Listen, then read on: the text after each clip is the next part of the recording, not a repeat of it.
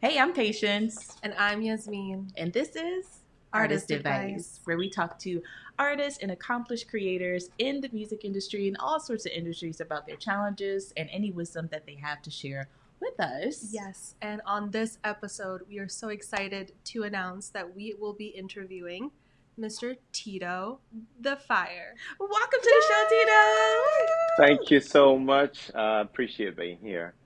Well, Thanks for let's, having me. no problem. Thank you so much for being on the show. And, well, let's not forget, this is Grammy nominated Tito Da Fire. Isn't that right? Your Yes. album was just nominated. Yeah, so it's actually an album I worked on with the artist, the main artist. All right, so I'm Okay. one of those who did featured on the album, and Wow, that's the That's Fury album huge. by Antonio Vergara. that is so That's incredible! huge. Congratulations! Great. Well, let's. Thank How did you. you begin your journey as an artist? It must have started when I was very little. So my mom had this thing back then. I grew up in Liberia. That's where I was born. So Okay. back then she had this thing when her favorite song was playing on the radio, she would say, I should go and press the tape. You know how the record songs of the radio, press play, press record. So I was her DJ for that. And while doing the press play, press record, I could sing all the songs, the Lionel Richie songs, the Michael Jackson songs, the Skeeter David songs. So I, Mm-hmm. got immersed in all of that. And then much later, when I was out of high school, I met this DJ on a station back then in Nigeria. They call him Dr. Shuwa Dada. And I went to him. I said, I want to sing. I love singing and everything. He said I should sing. There was a lady in front of there. We sang, and she said she was having goosebumps. And I was like, okay. And then he said, you guys have a wonderful voice for speaking also. Would you like to do radio? So he introduced me to a TV radio presenter. I got on TV, did a couple of TV shows. And then, the passion for music kept coming every time. So I started doing demos, taking it to the big TV Don then, Babakeke in Nigeria. We call him Babakeke. He's like an Afrobeat pioneer.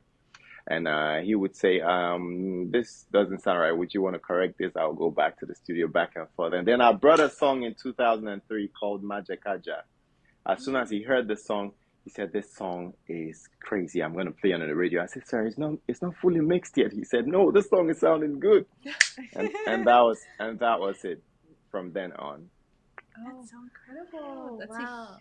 that's a beautiful beginning to your artist career. And confirmation that Yes. you're doing exactly what it is that you're meant to do. That's so Thank you. awesome.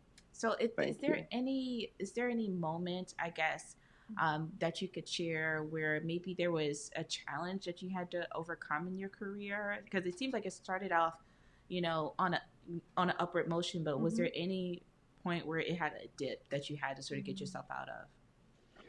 So my journey in music has pretty much been a journey of, the sunrises, Okay, so you made a hit then. Majekaja Mm-hmm. really was a big hit across Nigeria, and most Nigerians, even in diaspora, Africans from other countries relate with the song. They know it up till now. And after that, I took a hiatus at a point in time and then came back. By the time you come back, you now have to almost start all over again. That happened, and but one of the number one challenges has been keeping true to the dream. When you have a dream from that stage and all the different voices you keep hearing, people saying, "Oh, why do you keep keeping up to this for so long?" Right? Just before we had this burst in the internet, it was more like everyone was trying to say ageism. Oh, you should leave it for people coming and all of that. But Yeah. there has to be the understanding that if God gives you a mission, gives you a message to pass to the world, it does not matter if you stay till 80. It's your responsibility to bring that message to the world. So that's one of the things that has kept me up to it till this point in time. It's Wow, beautiful. that's so incredible. And that's right, because if it's a calling, then you have no choice but to lean into that, because You it's have never to. going to let you alone. Mhm. You're always going to feel that call, that draw towards it. Especially if it's God's mission, you can't let him down. He's like, okay, God gave me this mission, this talent, this voice. I have to use it. And I'm Absolutely. glad that you stayed consistent and true to your calling. Absolutely. Yeah, And what yeah. does your creative process look like then of Hmm. cultivating that calling?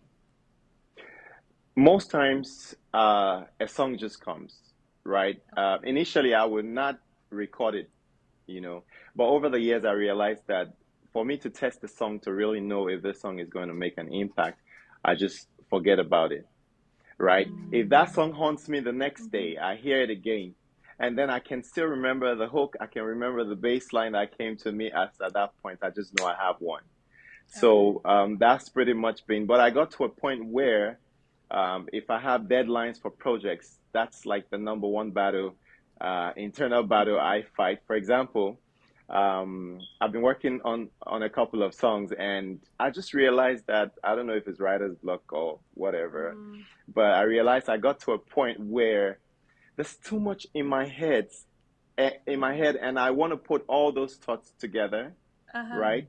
And the song is just 2 minutes and 40 seconds or minutes. Mm. So how do I put all of those thoughts Everything in in and one. still get my thoughts across? So I realized that there has to be a point where it's beyond just waiting for the hunch to hit you and then you put it down. Mm. But sometimes you really need to whip yourself. Like even if you're sleepy, just that sometimes I sleep in the studio. I'm like, you know what? Before the morning, this song has to be ready for me to Done. listen So Yes. to while good. I'm driving Uh-huh. out or something, you know. Mm. And adding that level of discipline has been able to make me meet deadlines, Mm-hmm. and it's been able to make me work more effectively. Like telling myself this song has to finish within this point in time, you know. But again, I think sometimes a song takes time to grow. The idea of the song Mm. materializes over time. If it's a storytelling, I'm mostly I'm communicating things that I probably have experienced, so or people have experienced. So if I really want to put it the words in the right way, sometimes I just sleep over it, let it go, not stress over it, Mm. and then just one day It'll get into come the to studio, you. put on the mic, and then it just snaps in. That's so good. That's good. At least you get some time so you can breathe and marinate on the information and the music. And also, sometimes we do have to even live life throughout the day so you can get inspired through what happens, either it's a conversation Yeah. or something you see or a movie or an There episode. was a time people were saying that why am I doing a lot of love songs, right? Even I had this, Love I makes the had, Oh world my go round. What do you goodness. We mean? need love. There cannot be too many love songs out Right. there. I had this conversation with my producer, one of my producers earlier today, and he was like, Mm-hmm. so we did a song, and the song, it's a song I've done. It's called Nighttime Mode, right? Okay. It's like I turn my nighttime mode, close my eyes, and shut up the world, turn off Mm-hmm. the world, right? That's the idea. And then when he got the song, and he was like, "Can we turn this to a love song?" I'm like, "We've got a lot of loves. It's Can like, we just leave it the do we way?" need another Do one? I need another one? I was trying to stay away from that. Wow, that well, But And that then yeah. love has, well, not love, people, well, have broken me a couple of times. So should I be writing about that? I think I should. because they'll find Yeah. out it's about them if they listen to the song. That makes sense. I don't mind though. Mm-hmm. I mean, like sometimes we need to live our truth. So I Mm-hmm. say, Mm-hmm. if I've broken your heart, you have a right to write a song about it, right? That's probably my own karma for treating you badly. And if someone treats me badly too, I should be able. Well, my current single, Carry Go, it's Mm-hmm. about my experience when I came to the States for a tour. Okay. And, I think somebody might hear and be like, does this resemble me? Uh-oh. That's a tough one. That Mm-hmm. so how do you man? Well, I guess this kind of brings us to another part of the show, which is kind of like what is a piece of advice that you wish you had early in your career, whether it's navigating not caring about what other Yeah. people thoughts are about your music and what you're talking Or about, who or listens to anything it? else. Yeah. Yeah. What's a piece of advice you wish you had? So one of the advice I wish I had is if it burns in you so strongly, right, you should be able to make the sacrifice of sometimes education. So Mm-hmm. in between, I I'm so much this kind of person who loves knowledge. So I got a degree in accounting. I was almost becoming a CPA, just another stage to the exam. And then I realized that this is so, but I did it for 1 year. I worked with KPMG for a year. And in that year, I think it was one of the most, due respect to everybody in accounting, it was one of the most boring years of my life. So I had to be escaping from, I call it escape from the office. They noticed Oh, that every week on a particular day, I had an excuse why I had to leave the office and disappear for like some hours to go record a TV show I had. Like, so, that's huge. That's so so, crazy. Uh-huh. because the show had a time it had to be recorded. So one of my colleagues one day he was like, "Why is it that on this particular day you're always having malaria or something?" Oh, very Gotta put in that. convenient that I yeah. feel a little, a little cough coming on. So in between, I went to go do certification in advertising certification. Mhm. I went to do a master's and all of that. Fact is, all of that is beautiful, but if I had, um, like a support system, then I really would have just gone head on, right? Mhm. In between, you can deal with the battles, but again, God, you never know what you were protected from for not just going in head That is on. You true. never know what your journey would have been. So Mhm. I take everything like blessings. Well, also, maybe you had to go through all of that just so you can fully focus and realize this isn't for me. You know, like, hey, I tried, I did all I could, I tried to make it work, but my heart is somewhere else. I need to focus on my artistry and my Yeah. music and your TV show. What TV show were you on? Right. So I hosted it was syndicated on 21 TV Hmm. shows in Nigeria. It was called Star Music, Star World Oh, Chart Hits. So I was Tito and I had a partner called Coco, and it was one of the biggest shows. There were two big TV shows then, so you could that's call it the Wow. huge. Congratulations. second biggest, That's huge. Well, I'm sure your job would understand, hey, I gotta go film. Uh-uh. They gonna have to understand. Thumbs up. Hmm. They gotta gonna have to understand. That's hilarious. Well, you know what? So, how can we stay connected with you if Hmm. we want to follow your journey and just see what God has for you next? Right. So I'm on Instagram and Hmm. I have a website, right? Okay. It's titodafire.com, TITODAFIRE.com. Hmm. And practically my entire life is there. Press releases, events, upcoming past events, everything about my journey, Hmm. being a Grammy mentor right now, being part That's of the Recording huge. Academy and Hmm. all of that. Everything is right there, and new That's projects coming up too. oh, what kind of Awesome. Yeah. What projects? can we look forward to? So I just shot the video for Carigo, Okay. and yeah, so that is dropping very very soon. Then some amazing collaborations. A lot of I'll call them my family, the Grammy Mm-hmm. members, guys. A lot of them reached out to me and like, hey, let's work. So Mm-hmm. it's That's like So awesome. it's all a lot of natural. work going down. Yeah. Amazing. That's So great. exciting. Well, before we even let you go, we're going to play a little game Mm. That's called right. Uh-oh. Guess That Artist. And you're probably going to do really good with this. So, which one do you think we should do? This is can't make it too easy. It's coming. Oh, okay. But it might be, we'll see. Okay, so we're going to give you a clue, and you have 30 seconds to answer who the artist is. Okay. Dun Okay. dun dun. All right, this is a dead giveaway. Okay, here we Dead go. giveaway.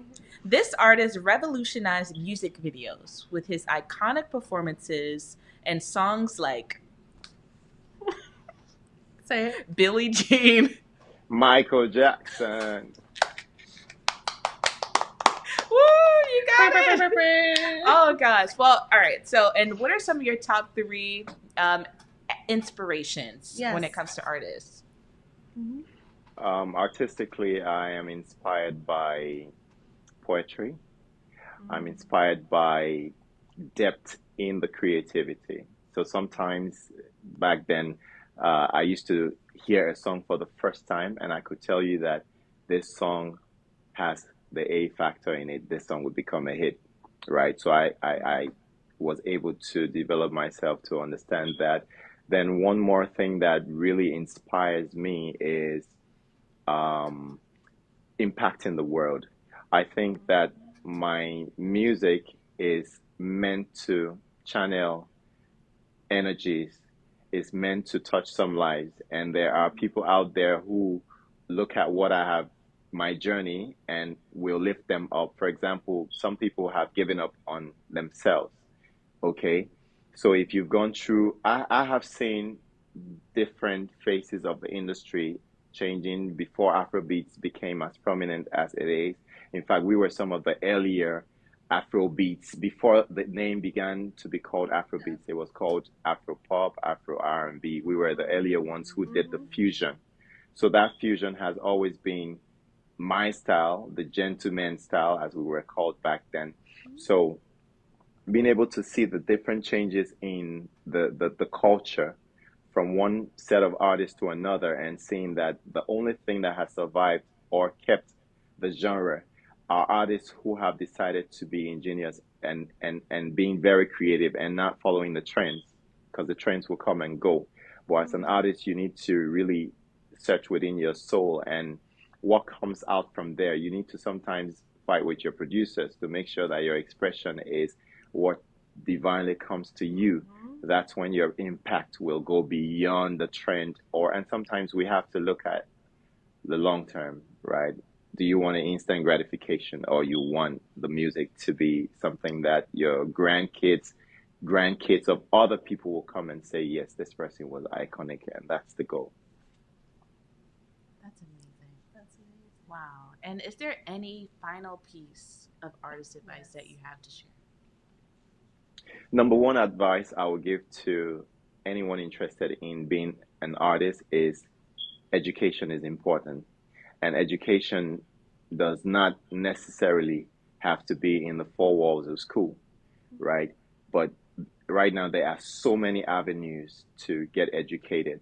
So one must read, be an avid reader, and then develop oneself. And most importantly also is you need to find the balance and find God's direction, because if you do not have direction, you just might go on a path and later find out that that's not what you were meant to do from the get-go. So, and then don't be afraid to have your passion, and then have skills that can provide you sustenance while you're pursuing your passion. If at that point your passion is not bringing you as much income as, you just get anything that is honorable to keep you going. Wow. Thank you for sharing that with us. That was so confirming and just validating in so many ways. Like, thank you so much. Thank you. Appreciate. Oh, well, it's been a pleasure, and it's been another episode of Artist Artist Advice.